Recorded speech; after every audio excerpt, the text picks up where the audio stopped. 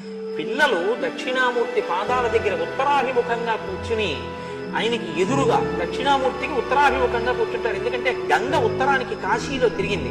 ఉత్తరంలో మృత్యుంజయుడు ఉంటాడు. దక్షిణామూర్తి ఎదురుకుండా ఉత్తరానికి కూర్చున్న వాళ్ళకి మృత్యు భయం పోతుంది. శివుడు అక్కడ ఉంటాడు, దక్షిణాన యముడు ఉంటాడు. దక్షిణానికి ఆయన తిరుగుతాడంటే మృత్యుబాధ పోతుందంటే జ్ఞానము కలుగుతుంది. కూర్చుని దక్షిణామూర్తి స్తోత్రాన్ని కాని ఉపాసన చేస్తే, నేను ఒక పరమ సత్యం మీకు చెప్తున్నాను, జ్ఞాపకం పెట్టుకోండి. ఇవాళ నీకు కష్ట సుఖములు అన్నవి ఎందుకు కలుగుతాయో తెలుసా అండి? కష్టాలు అన్నవి ఎందుకు వస్తాయో తెలుసా? గురుగ్రహం బలహీనమైతేనే వస్తాయి. జాతకంలో ఎటువంటి పాపపు గ్రహాలు ఉండనివ్వండి, గురుగ్రహం యొక్క ప్రభావం ఎక్కువగా ఉందనుకోండి, గురుగ్రహం బలంగా ఉందనుకోండి, అవేం చేయలేవు పాపపు గ్రహాలు. గురుగ్రహం మీద ఉంటుంది ఆధారం అంటారు. జాతకం ఆయన ఒక్కొక్కసారి జాతకానికి దొరకడు. గ్రహాలు ఒకలా ఉంటే ఆయన ఒకలా బతుకుతుంటాడు. ఎలా బతుకుతాడో తెలుసా అండి? ఆయన గురుగ్రహం ఆయనకి బలంగా ఉంటుంది.